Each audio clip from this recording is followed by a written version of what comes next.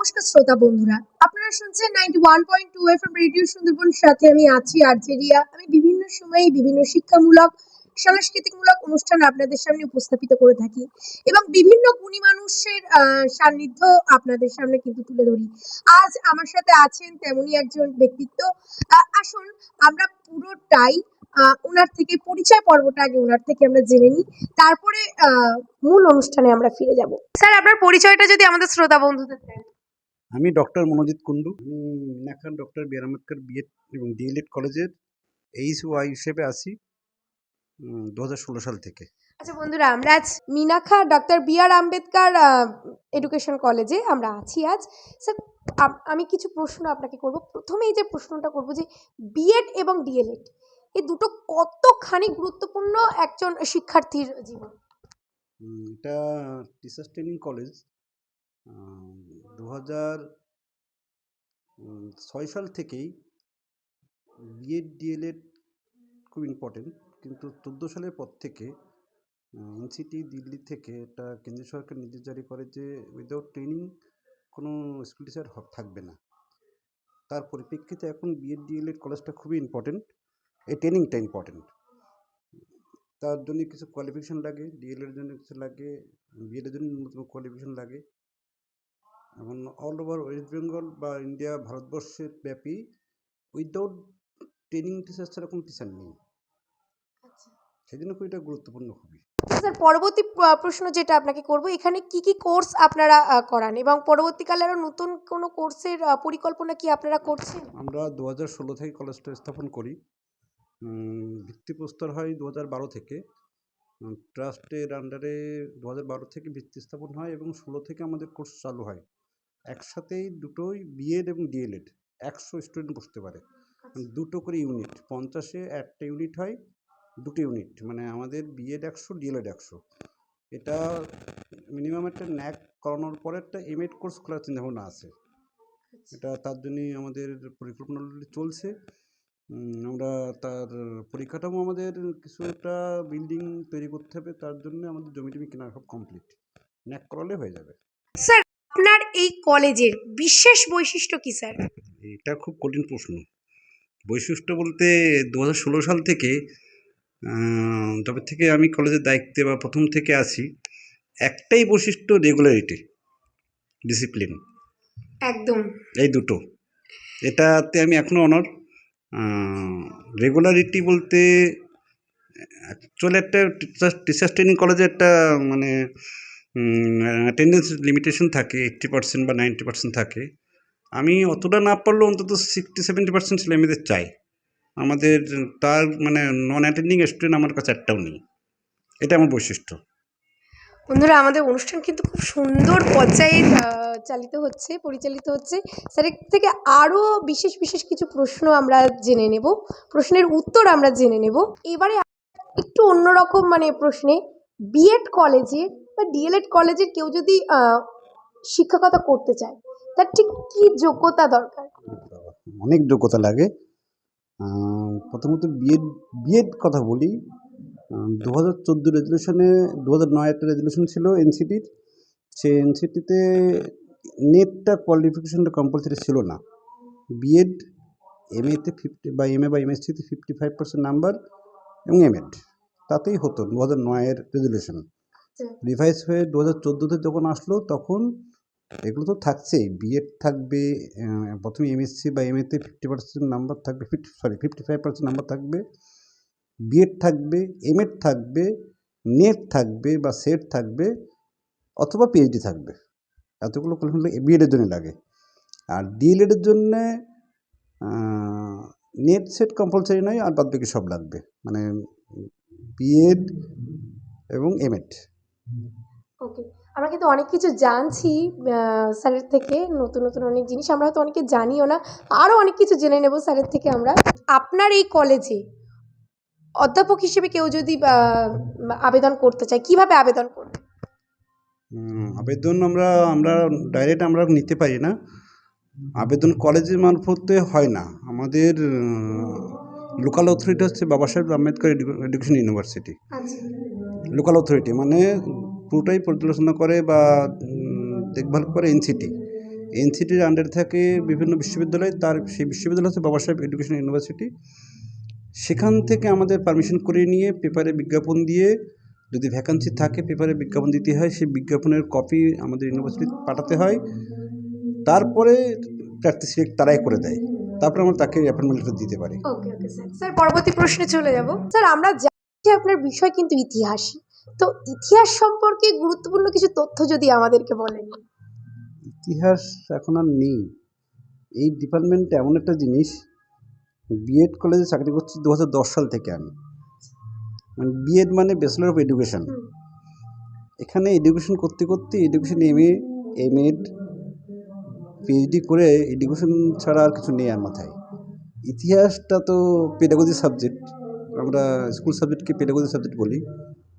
তা সেই ক্ষেত্রে মাদার সাবজেক্ট আমার হিস্ট্রি। বর্তমানে ছেলেমেয়েদের ইতিহাসটা অনেক সায়েন্টিফিক সিলেবাস হয়ে গেছে আগের থেকে। এভারেজ যদি আপনি 10 সালের আগের কথা ভাবেন, তখন এসএসসি ছিল, মানে ইতিহাস ছিল একটা মোনোটোনাস এসে টাইপ কোশ্চেন। কিন্তু বর্তমান লাস্ট 10 বছর দেখবেন এতটা সায়েন্টিফিক সিলেবাস, যেটা একটা ওয়ার্ড যদি বই থেকে, টেক্সট বই থেকে না পড়ে, ইতিহাসে প্রশ্ন উত্তর মাধ্যমিক দিতে পারে না।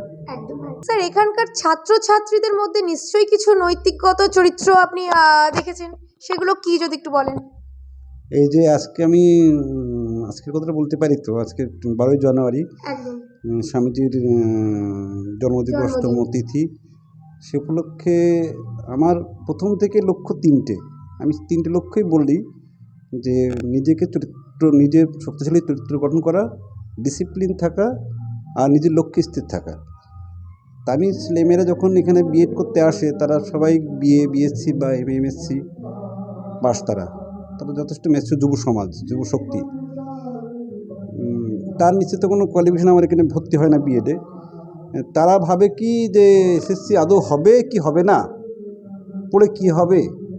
আমি বললাম, তুমি প্ল্যাটফর্মে টিকিট না কাটলে ট্রেন উঠবে কী করে? যোগ্যতা অর্জন করার জন্য তোমাকে তো বিএড করতেই হবে। তোমাকে তো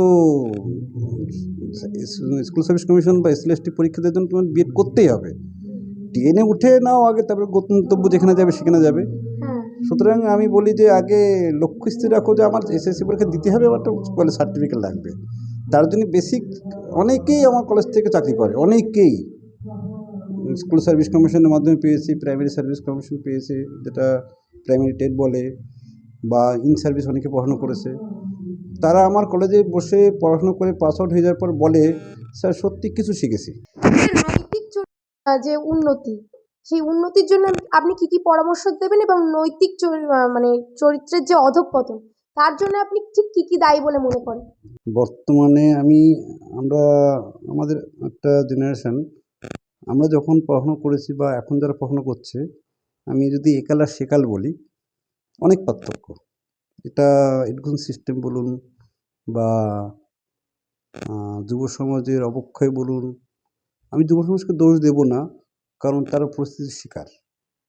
একদম এটা আমার মত, যে আগে আমরা কলেজে পড়তাম যখন, তখন একটা টিচারকে যে রেসপেক্ট বা যে সম্মান দিতে পারতাম বা যে সাহসটা পেতাম না, এখন ছেলেমেয়েদের কাছে পাস ফেল প্রথা উঠে যাওয়ার পর থেকে, স্কুল লেভেল বলুন, কলেজ, আমি স্কুল লেভেলের কথা বলছি, মানে টিচার যদি কোনো রকম একটা ছেলেকে তার ভালো হওয়ার জন্য কোনো কিছু বলে, মনে হয় গার্জেন তাতে অফেন্ডেড হয়। এই জন্যে আস্তে আস্তে আস্তে টিচাররাও ডিপ্রাইভ হয়ে যায়, লাস্টে ডিটাচ হয়ে পড়ে, তাকে আর রিমেডিয়ালে আর ডাকেও না। একটা মানে মানে জেনারেশন গ্যাপ, ছেলে মেয়েদের এবং টিচারদের মধ্যে একটা ব্যাপক বিস্তর ডিস্টেন্স তৈরি হয়ে গেছে। এইটাই মেন কারণ। আগে আমরা টিচার ছিল আমাদের কাছে ফ্রেন্ড, বন্ধু। কী করব, আমার টিচার, স্কুল লেভেলের টিচার, এখন তাকে ফোন করে বলি, স্যার আমি এই করছি, হেডমাস্টার, মনে হয় তুই অনেক ভালো আছিস, সবাই কোথায় হারিয়ে গেল। কিন্তু এই যে সম্পর্কটা, এখনকার মধ্যে কেউ কারো খবর রাখে না। টিচাররা বাড়ি যাই, স্কুলে যাই, স্কুল ক্লাস করে বাড়ি চলে আসে, ছেলেমেয়েরা জাস্ট মিড ডে মিল আর খাওয়া দাওয়া কমপ্লিট করে নিয়ে থালা বাজার থেকে বাড়ি চলে আসে। স্যার এবার আপনার কলেজের শিক্ষা ব্যবস্থার বাইরে গিয়ে একটা প্রশ্ন করবো, যে এখনকার যুগে বাচ্চারা ভীষণভাবে মুঠোফোনে অ্যাডিক্টেড হয়ে পড়েছে, সবুজকে হারিয়ে ফেলেছে। সবুজ মাঠকে বলুন বা পুকুরের সাঁতার কাটা বলুন, এইসব বাচ্চারা এখন জানে না, এখন জানে সুইমিং পুলে সাঁতার কাটা। খেলা বলতে সবুজ মাঠকে চেনে না, চেনে কম্পিউটার বা ল্যাপটপে গেম খেলা। এর ফলে এবং শুধু তাই না, পড়াশুনোটাও এরা মুঠোফোনে আবদ্ধ করে ফেলেছে। তো বর্তমান শিক্ষার্থীদের বাবা মায়েদের আপনি কি পরামর্শ দেবেন বা কি বলবেন আপনি? এটা শুধু ছেলেমেয়েদের মাঠের কথা যদি বলা হয়, এটা মাইক্রো ফ্যামিলি হওয়ার ফলে প্রধান কারণ। আগে এটা হচ্ছে মাইক্রো ফ্যামিলি। জয়েন্ট ফ্যামিলি যখন থাকতো তখন তারা অনেক 4টে ভাই মিলে খেলা করতো। এখন মাইক্রো ফ্যামিলি ছোটো হওয়ার ফলে তারা বিভিন্ন জায়গায় কর্মসূত্রে চলে যাচ্ছে বাইরে। ওয়ান ফাদার মানে ওয়ান ফ্যামিলি ওয়ান চাইল্ড। সেক্ষেত্রে তারা মাঠ তো এখন নেই বললেই চলে। মাঠগুলো সবই সংরক্ষণ করা কমপ্লিট, পৌরসভা বলুন পঞ্চায়েত বলুন আছে। আর মুঠোফোনটার ব্যবহার তো করোনার পর থেকে আরও বেশি বেড়েছে, কোভিডের পর থেকে। কোভিডের আগে যা ছিল, এখন স্কুলে একটা কোনো কিছু ইনফরমেশন দিতে গেলে হোয়াটসঅ্যাপ গ্রুপে দিতে হয়, বা ছেলেমেয়েরা অ্যাটেন্ডেন্স এতটাই লো, তার বাড়ির গার্জেনকে ফোন করার জন্য মুঠোফোন দিতে হয়, গভর্নমেন্ট থেকে ফোন দিচ্ছে, তো তারা তো অ্যাডিক্টেড হবেই। খেলার জগৎ আর নেই ছেলেমেয়েদের। স্যার, আপনার এই কলেজে কেউ যদি শিক্ষা গ্রহণ করতে চায়, তো আপনার সেক্ষেত্রে আপনার অ্যাড্রেসটা যদি একটু বলেন। Minakha BR college of education ওয়েবসাইটে মানে গুগলে মারলে website direction location phone number just dial দিয়ে দেয়। আর লোকেশনটা আমাদের ভ্যাবলা স্টেশন থেকে 18 কিলোমিটার দূরত্ব। সায়েন্স সিটি থেকে 1.5 ঘন্টা লাগে কলেজে আসতে।